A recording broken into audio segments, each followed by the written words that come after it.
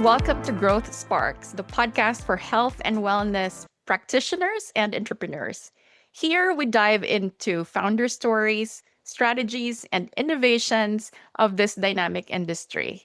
I'm your host, Riza Haviliana, and I'm excited to have with me today Amy Karnick of Obie Health. Welcome, Amy. Thank you, Riza. I'm really excited to be here. Let's start off with your background. Tell us about your journey and how you ended up innovating with Obie Health. My founder journey goes back quite a bit, about 12 to 13 years ago, when I founded my first startup, which was also in health tech, not in women's health specifically, but it was in vital remote monitoring. That went on for a while, took a lot of twists and turns, and I learned a lot of things.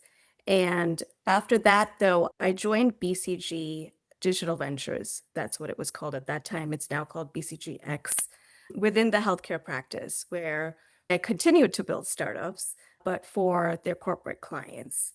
I got a lot of exposure to different ways that different parts of the industry think, which is very useful even as an entrepreneur. Within that experience was also an initiative to think through women's health separately. This was right around the time when the impetus was coming up in terms of, hey, women aren't just small men. We should think about them differently as a separate group altogether.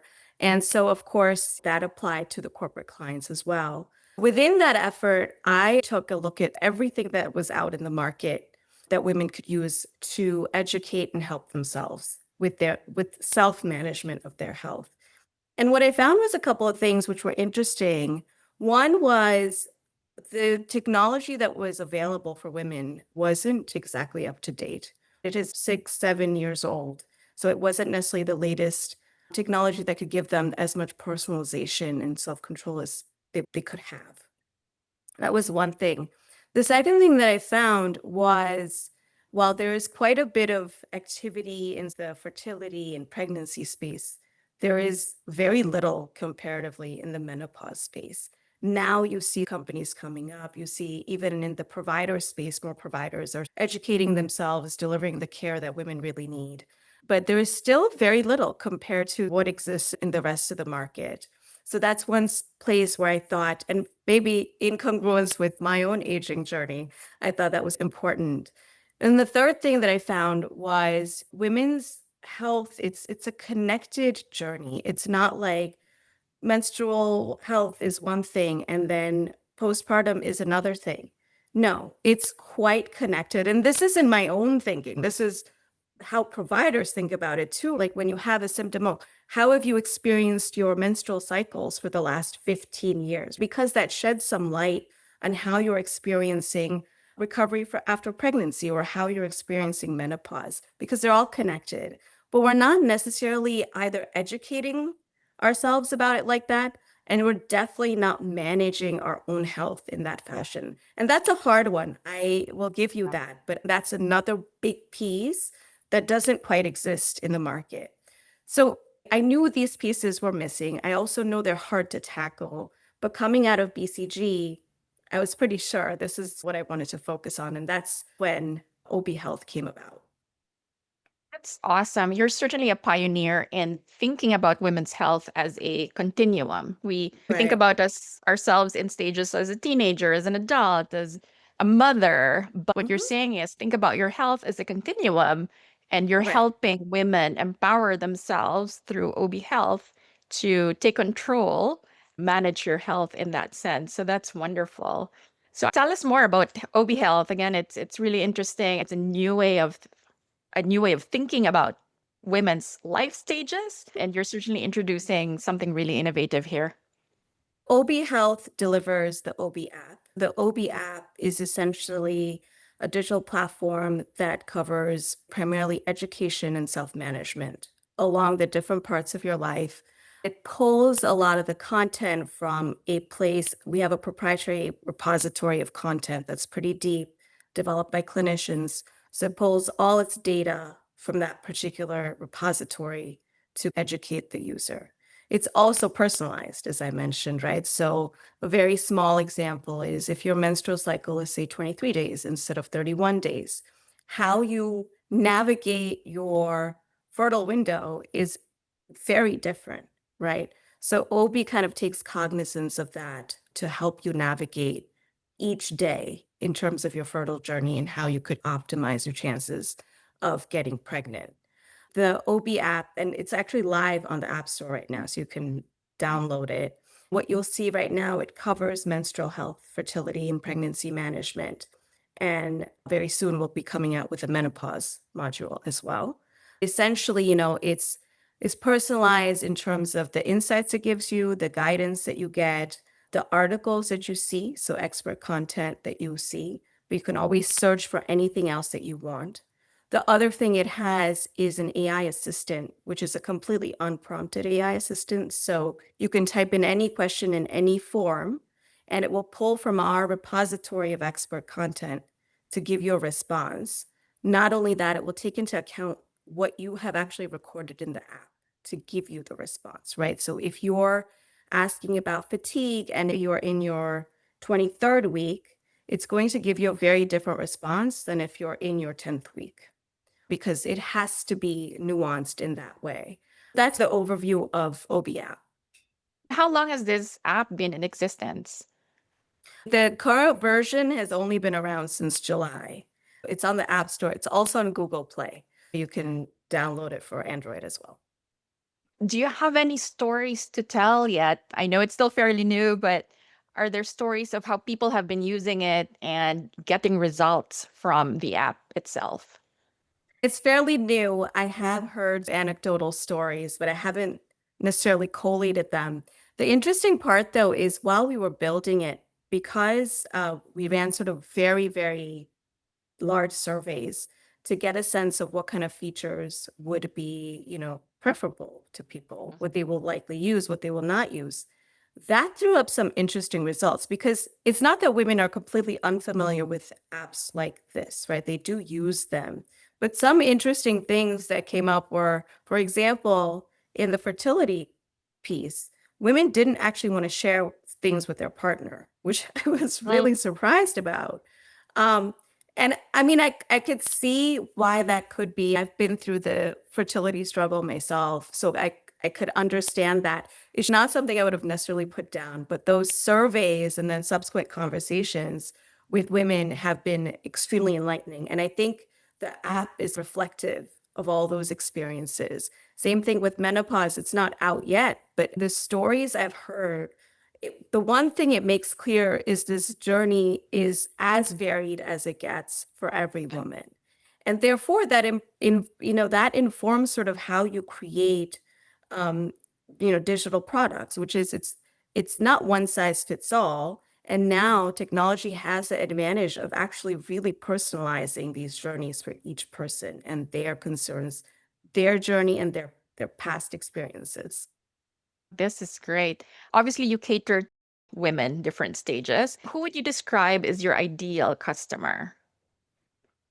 Again, age-wise, it doesn't matter because it touches upon so many different kind of points of time. But when I started thinking about this product, it was really, I sat down and I was like, we had this whole generation of women, me included, millennials, and certainly, Gen Z coming up, and some of Gen X, who are digital natives. When they come upon different points in life, which is, whether it's the fertility or pregnancy management, postpartum menopause, they're going to look more and more first to digital tools that might be available to them, which is great. So that's the space that you sit in. And that I was very well aware of. Who am I making the product for? It is for people who are digital natives. I don't necessarily expect someone who's 70 years old to use the app to manage their post-menopause symptoms. It might not be that easy for them. I understand that. At the same time, because I think it's digital first, the thing that was critical for me to keep in mind is that if they come to your app first, you have to have an ability to connect to a provider, because it is incumbent upon me to say, whatever you have going on, you need to talk to a provider. This is great. Self-management's great. Education's great. But this doesn't replace doctors. It cannot. I don't want to either. What I do want to do is I do want to empower these women to have better conversations with their doctors and to be able to advocate for themselves. So it's really creating a better binding between individuals and the healthcare system. Yeah, that's great. I'm Gen X. I need an app to write down my symptoms of this Right. perimenopausal stage in my life. Mhm. And, Yeah, I see my doctor every 6 months or so, and things change so fast and every day is different absolutely. that I can see how a personal tool like this, where I can actually jot things down and keep a record, would be so helpful. So excited to see what you're coming up next in that next Yeah. stage. So, how have you let people become aware of the existence of this app? Have you actually done advertising? Have you done outreach? How do people find out about your app? Not yet. We haven't done any marketing yet. But what we do have is I mentioned the repository of content that we have. So that sits on a website called babymed.com. And we have obviously shown the app on BabyMen. So if people go there, read articles, they know about it, they download it. We will start marketing at some point. We haven't done it yet. I wanted to do a softer role into launch because it also allows me to talk to people, get their feedback, lets me know what they're thinking, how we can tweak the product. We will probably start marketing sometime soon. That's great. One of the things developers always find as a challenge is, how do you keep people engaged? How do you keep Hmm. them on the app, using the app, for life, ideally? So, Right. how do you do this in your Obie app? Comes down to what value you're providing, whether it's day to day or week to week for pregnancy. It comes down to that. And a lot of it is about providing the right information in the right form at the right time. That's the key. They come back because I have a prenatal appointment coming up this week. I have no idea what it's for. I know a little bit. I don't know how to prepare for it. I don't know what questions to ask. But if I'm pushing that at the right time to them, that's what makes the difference versus having them read about, I don't know, week number 32 when they're, in their 13th week and coming up on a prenatal appointment. Right. So it's really about contextualizing to that person's catching that right time. One of the things I've heard from providers is when women come into our office, their first prenatal appointment, we give them a binder full of information that they should use over the next 9 months. Gives them all kinds of wonderful details, everything we want, everything they could prepare for, all kinds of services and support that we offer. And they take it home and it's in a corner and they never look at it ever again because it's literally impossible to go through this binder of paper, right? In a Yeah. way that is digestible for any person. We have jobs, we have work, we have potentially other kids we're taking care of, right? Who's gonna sit there sifting through a binder? Right. So it's about digitizing the things that are in the binder, but not just that. It's not about, hey, click on this Google file and find out everything for this month. It's not even that. We're well beyond that. It's about pushing it at that right time to say, hey, you have a prenatal appointment coming up for this, read about it here. It's a lot of that. The how do you keep people engaged and if you're actually being effective with whatever their issues might be. So if you're actually addressing the symptom, if you're giving remedies that work, or at least tracking if they don't work, working with them to come up with something else.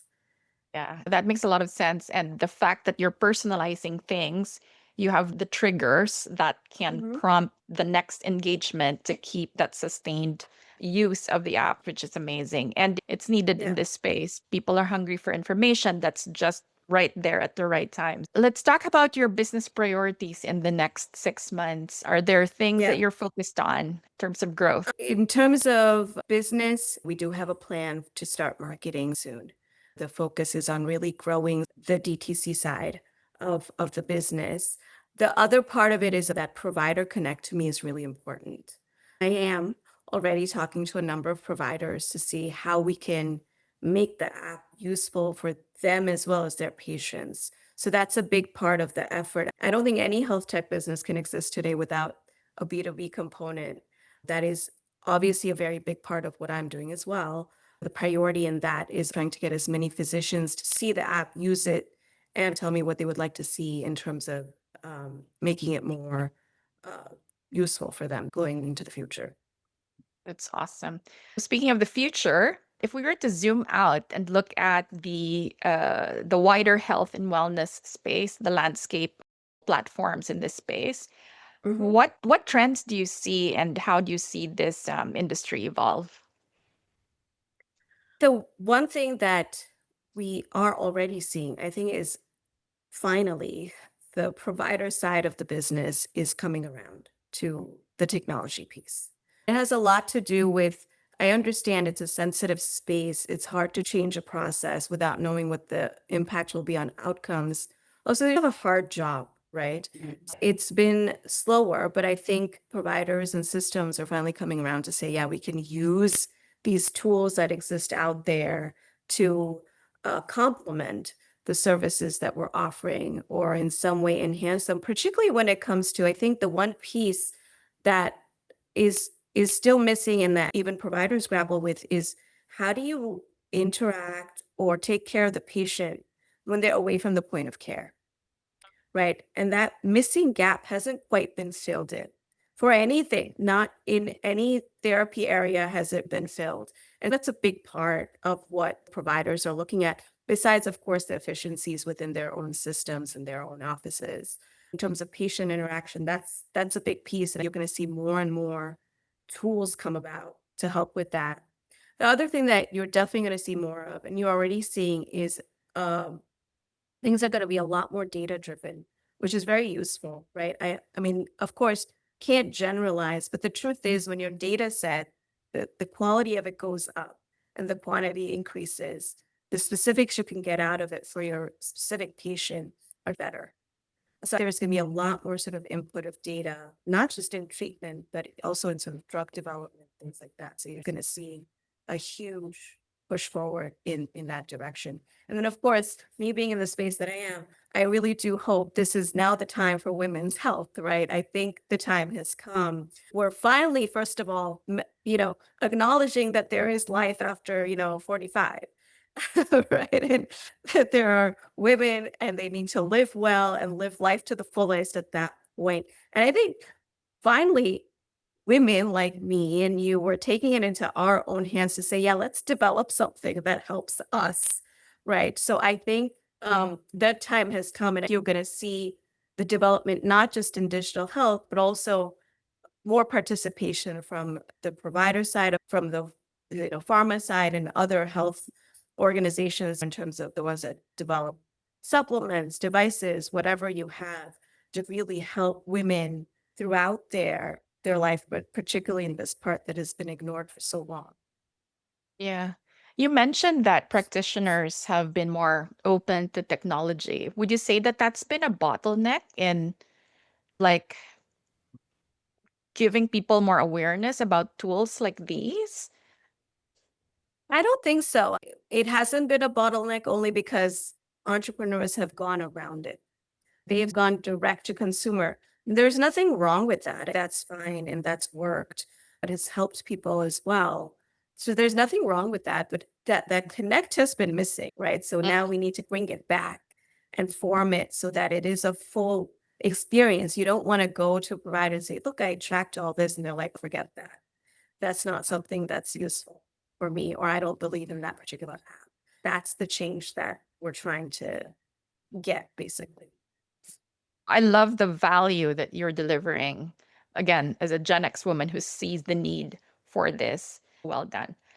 For founders or people like me who are still starting out in businesses, what advice would you give about winning or creating in this space, health and wellness? I would say talk to your patients or users first. That's the most critical thing. There were so many things I learned, not just from the surveys I mentioned. I did a lot of interviews with women. I talked to women randomly. Hey, my fertility journey looked like this. What was yours? It's having so many conversations. You keep your ears open and you hear so many things, and that should ideally impact the way you have thought about the product or the way you're thinking about it. That's one piece. And then be a little thick skinned because you will, have a launch and people will say this is not usable. It won't come back. It will happen if you go back to the drawing board and you do it again. And that's just part of the process. I love the empowerment that you're giving women through Obie Health, the app itself. So, where can more people learn about this product? Where can they reach you if they want to? You can go to obiehealth.com. That has that will lead you to the app store if you need to. You can read about our mission there. And you can search for Obie Health on the App Store or on Google Play, and it will show up and you can just download it. It's free, so feel free to use it. They can reach me if they, write to support.